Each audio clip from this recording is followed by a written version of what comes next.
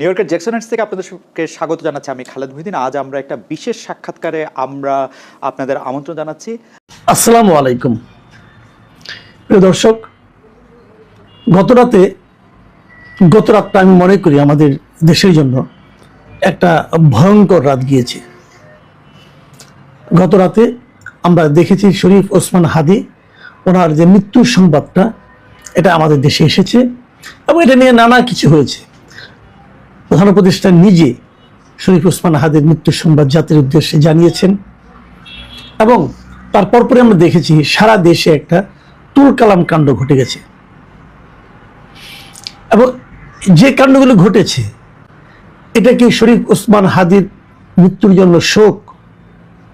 শরীফ ওসমান হাদির মৃত্যুর জন্য এটা কি ক্ষোভ? এবং শরীফ ওসমান হাদি ইন্তেকাল করেছেন তার আত্মার মাগফিরাত কামনার জন্য। এই ক্ষোভটা কি শরীফ ওসমান হাদির জন্য কোনো ইতিবাচক দিক? আমি যদি এটাকে ধর্মীয়ভাবে দেখি, এটা কি ভালো কিছু? এটা আসলে কেন হলো, কিভাবে হলো? এটা কি স্বতঃস্ফূর্তভাবে হয়েছে নাকি এটা পরিকল্পিতভাবে হয়েছে? কি কি হয়েছে আমি যদি সেটা দেখার চেষ্টা করি, সব মনে নেই, আমি কয়েকটা লিখেছি জাস্ট আপনাদেরকে একটু শেয়ার করার জন্য। শরীফ ওসমান হাদির মৃত্যুর সংবাদের পর যে ঘটনাগুলো সারা দেশে ঘটেছে, খুলনা ও চট্টগ্রামে ভারতের হাই কমিশনের কার্যালয়ে বাসভবনে হামলা হয়েছে। প্রথম আলো ও ডেইলি স্টারের ঢাকার প্রধান কার্যালয়ে ভাঙচুর এবং অগ্নিসংযোগ হয়েছে। ধানমন্ডি 32 নম্বরে আবারও অগ্নিসংযোগ ও ভাঙচুর হয়েছে। ছায়ানটের কার্যালয়ে ভাঙচুর এবং অগ্নিসংযোগ হয়েছে। ইন্দিরা গান্ধী কালচারাল সেন্টার ভাঙচুর এবং অগ্নিসংযোগ হয়েছে। উত্তরাতে 32টি দোকান ভাঙচুর ও আওয়ামী লীগের নেতার বাড়িতে অগ্নিসংযোগ হয়েছে।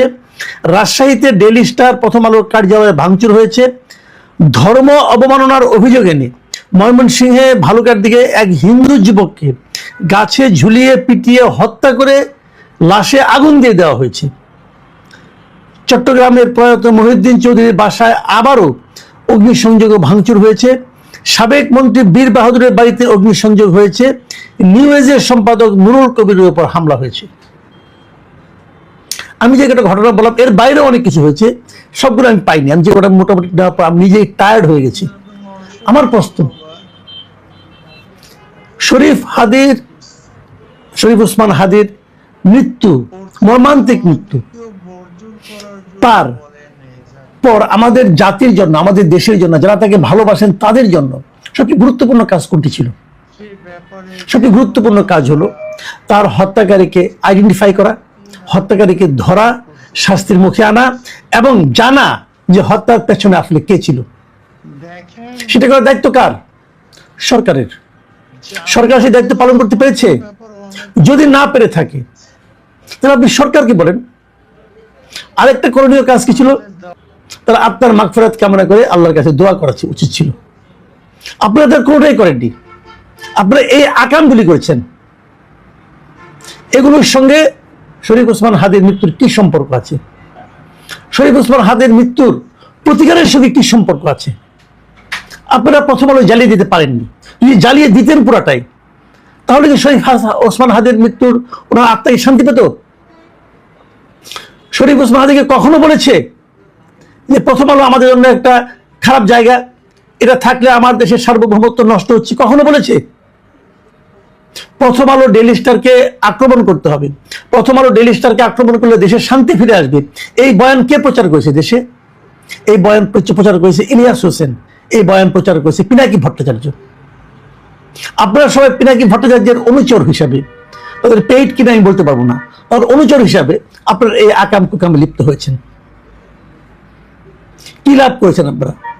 আমরা দেখেছি অনলাইনে যখন এই ঘটনাগুলি ঘটছে, তখন মুহূর্তে প্রতি মুহূর্তে আমরা দেখেছি ইলিয়াস হোসেন তার ভেরিফাইড ফেসবুক পেজ থেকে একটার পর একটা পোস্ট দিচ্ছে। প্রথমে একটা পোস্ট দিল যে প্রথম আলোর একটা ইটও যেন না থাকে। এটা দেওয়ার পর ঠিক 8 মিনিট পরে একটা পোস্ট দিল যে প্রথম আলোকে বাঁচাতে ওদের অফিসের সামনে সেনাবাহিনী আসলে ওদেরকে উচিত জবাব দেওয়ার জন্য অনুরোধ থাকলো। দেখুন কত বড় উস্কানি। তারপরে তার 12 মিনিট পরে একটা পোস্ট দিল যে প্রথম আলো ডান, ডেইলি স্টারে চলে আসেন। ভারতের আস্তানা এদেশে থাকতে দেওয়া হবে না, শাহবাগের সবাই এখন চলে আসেন। মানে প্রথম আলোর কাজ হয়ে গেছে, এখন আপনার ডেইলি স্টারে আসেন, সেটাকে অ্যাটাক করতে হবে।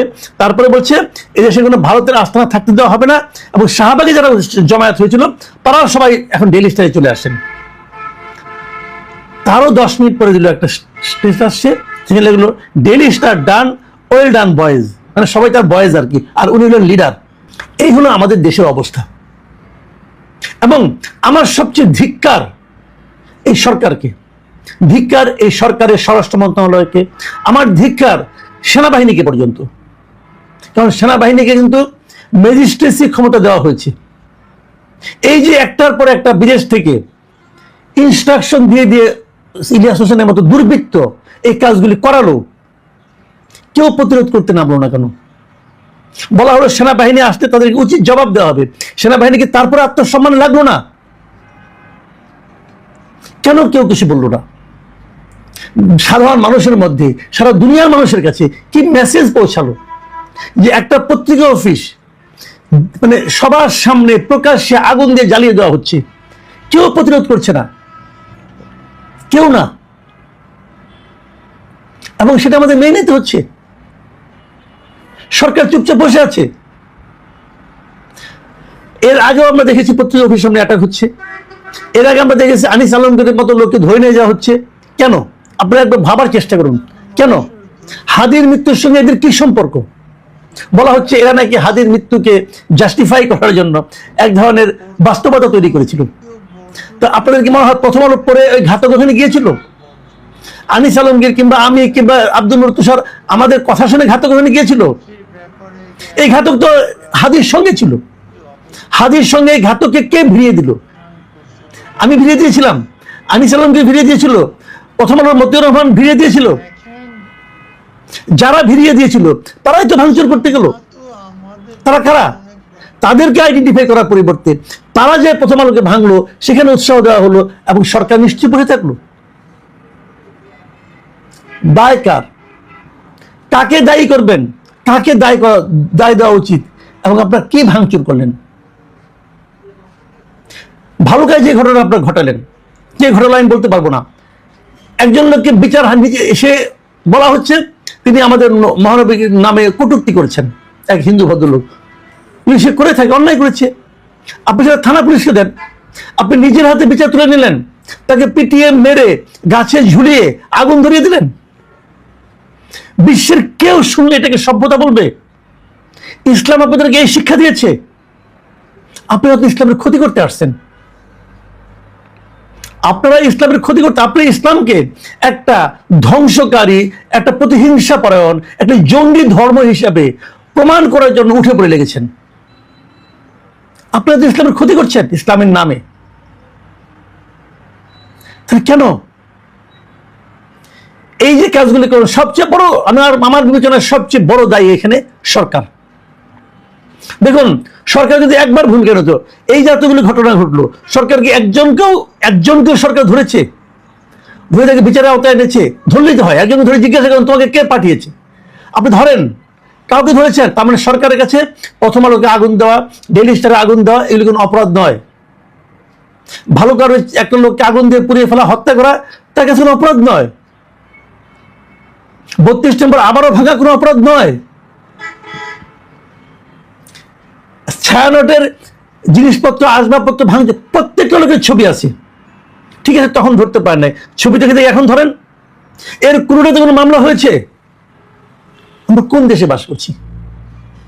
এই দেশে আইন আছে? এই দেশে প্রশাসন আছে? এই দেশে সরকার আছে? আর আছে কি কিছু সাংবাদিক মেরুদণ্ডহীন। আজকে ঘটনা ঘটলো, সাংবাদিকদের কি ভূমিকা দেখলেন আপনারা? সাংবাদিকদের নাকি অনেক ক্ষমতা। অন্তপক্ষে আমি নিজে সাংবাদিক ছিলাম, একটা সাংবাদিক তার একটা কালো প্ল্যাকার্ড দিয়ে দাঁড়িয়ে আছে সামনে, প্রথম আলোর সামনে। প্রধান উপদেষ্টা নাকি বলেছেন ক্ষতিপূরণ দিবেন, টাকা দিলে ক্ষতিপূরণ হয়ে গেল। এই সবগুলো কাজ খুবই পরিকল্পিতভাবে করা হচ্ছে। তারা আঘাত করছে সেই জায়গাগুলোতে যেখান থেকে প্রতিবাদ আসতে পারে, যেখান থেকে প্রশ্ন উঠতে পারে, সমস্ত জায়গায় আঘাত করে তাদের মেরুদণ্ড ভেঙে দেওয়া হচ্ছে। আজকে পারত না পত্রিকাগুলো? উচিত ছিল পত্রিকাগুলো যে এই ঘটনার প্রতিবাদে তারা একদিন পত্রিকা বন্ধ রাখবে। আমরা দেখেছি কিন্তু এরশাদ আমলে আমি তখনও সাংবাদিকতা করতাম, পত্রিকা বন্ধ ছিল, 3 দিন 4 দিন পত্রিকা বন্ধ, একটা কারা কারণে এরশাদ বলে দিয়েছিল এই জিনিসগুলো লেখা যাবে না, তার প্রতিবাদে পত্রিকা বন্ধ ছিল কয়েকদিন। এরশাদের পতন হয়ে গিয়েছিল এই ঘটনায়। আর এখন তারা কালো প্ল্যাকার্ড দিয়ে দাঁড়িয়ে থাকে, বিশাল প্রতিবাদ। এই কালো প্ল্যাকার্ডে আগুন নিভবে? এই কালো প্ল্যাকার্ডের মাধ্যমে মানুষের মনে যে ভয় ঢুকে দেওয়া হয়েছে, সংবাদ মাধ্যমকে যে মেরুদণ্ড ভেঙে দেওয়া হয়েছে, সেটা জোড়া লাগবে? এই মেরুদণ্ডহীন সংবাদপত্র মালিকরা, সম্পাদকরা, মানে এদের কোনো লাজ লজ্জা নাই, এদের কোনো মান সম্মান নাই। বিরাট একটা কাজ করে ফেলেছে। আমি প্রতিবাদ করেছি। আমি খুবই হতাশ, সত্যি কথা বলতে গিয়ে আমি খুবই হতাশ।